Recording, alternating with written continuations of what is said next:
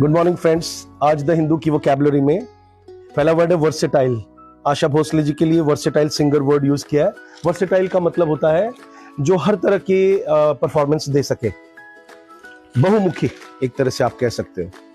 फिर इन्होंने एक अच्छा सा, आज मेरा अखबार थोड़ा सा गीला हो गया है, उसके बाद एक वर्ड उन्होंने अनअर्थ यूज किया है थर्ड पेज पे। Search unearths ₹14 crore assets of government engineer. So unearth का मतलब होता है पता लगाना, अनअर्थ का मतलब खोदना भी होता है।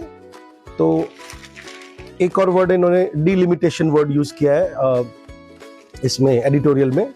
तो डिलिमिटेशन का मतलब आपको पता चल गया होगा कि जिसको अपन परिसीमन बोलते हैं हिंदी में, कि किस तरह से जो लोकसभा के क्षेत्र होते हैं जहां से चुन करके प्रतिनिधि आते हैं, उनके एरिया को अलग से वापस से सुनिश्चित करना कि कितने लोग किधर से आएंगे, उसको अपन डिलिमिटेशन बोलते हैं। एक वर्ड उसी में आ रहा है इल्यूसिव, इल्यूसिव डील। तो ये जो ईरान और यूएस की डील हुई है जो भ्रामक है, something which is not fixed, उसको बोलते हैं इल्यूसिव। फिर एक वर्ड इसमें आया elite. Why India's established elite is afraid of taking risks. So elite का मतलब संभ्रांत वर्ग, उच्च वर्ग, अमीर लोग, एरिस्टोक्रेटिक लोग। एक वर्ड आया है tourism and trade consensus in vital in leveraging the strategic importance of Nicobar. So leverage का मतलब लीवर से बना है, किसी चीज को ऊपर उठाना। फिर टैपिंग फिशरीज इन रिजर्वॉयर्स। रिजर्वॉयर्स या रिजर्वॉयर एक फ्रेंच वर्ड है जिसका मतलब होता है जहां पे पानी बहुत इकट्ठा होता है ना, बांध वगैरह, उनको रिजर्वॉयर्स बोलते हैं। ठीक है। फिर इसके बाद इन्होंने एक बहुत अच्छा आर्टिकल दिया है, बिटवीन 14 years एंड द गैलोज। तो फांसी के फंदे को गैलोज कहा जाता है। उसी में उन्होंने उस पूरे आर्टिकल का एक समरी दिया, उसको जिस्ट कहते हैं इंग्लिश में। समरी के लिए एक और वर्ड यूज किया जाता है जिस्ट। फिर एक उसी आर्टिकल में इडियोसिंक्रेटिक वर्ड यूज किया गया है। इडियोसिंक्रेटिक का मतलब होता है सनकी या अनफिक्स्ड, अपनी मर्जी से कुछ भी डिसाइड कर लेना। और एक इसमें टेक्निकल वर्ड आया है एपिलेट, अपील करने वाले को एपिलेट बोलते हैं। और एक वर्ड आया स्क्रूटिनी, तो गहन जांच पड़ताल को स्क्रूटिनी कहा जाता है। इसके अलावा लाइब्रेरी से रिलेटेड एक बहुत अच्छा वर्ड आया जिसमें इन्होंने डिजिटल पायरेसी का रेफरेंस दिया है। तो पायरेसी का मतलब आपको पता ही होगा, किसी चीज को अनधिकृत रूप से चुरा लेना। और एरेनास का मतलब होता है एरिया।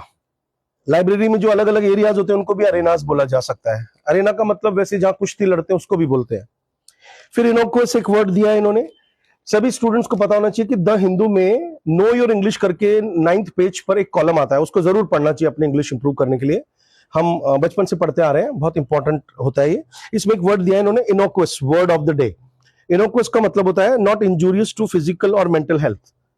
तो इसके सिनोनिम्स दिए इन्होंने अनऑब्जेक्शनेबल, इनोसेंट, हार्मलेस। तो इनोक्वस एक अच्छा वर्ड है जब आपको कोई तकलीफ नहीं हो किसी चीज से, आपको कोई हार्मफुल, जैसे मैंने कहा कि घर का बना खाना इनोक्वस होता है। फिर एक वर्ड इन्होंने यूज किया है China giving fictitious names to Indian territory. तो फिक्टिशियस का मतलब फिक्शन से रिलेटेड, यानी कि मनगढ़ंत, अपनी मर्जी से ही नाम दिए जा रहा है चाइना। चाइना का क्या करेंगे बच्चों अपन, है। चलो, उसके बाद आशा भोसले जी पे बहुत अच्छा आर्टिकल दिया है, उसको पढ़ना चाहिए, आप सभी को अच्छी वोकैबुलरी मिलेगी। फिर diagnose financial health at home with these vitals, बहुत अच्छा आर्टिकल है। तो आज की क्लास में बस वोकैबुलरी क्लास में एक और वर्ड आया लास्ट में इंटरनेशनल पॉलिटिक्स वाले पेज पर, वायोलेशंस। तो ईस्टर ट्रूस वायोलेशन, तो ट्रूस आपको बताया था मैंने पिछली वोकैबुलरी वीडियो में। वायोलेशन का मतलब होता है नियम तोड़ना। तो ये नियम तोड़ ही रहे हैं, है ना, वर्ल्ड वॉर की तरफ बढ़ रहे हैं नमूने। फिर उसके बाद में ऑफ वॉर एंड पीस एक अच्छा आर्टिकल आप पढ़ लीजिएगा लास्ट पेज पे। और कंसिस्टेंसी मैटर्स एक बहुत अच्छा आर्टिकल है इसमें। तो ये मैं आर्टिकल्स भी इसलिए बता रहा हूं ताकि आप पढ़ते रहो। ठीक है, थैंक यू वेरी मच।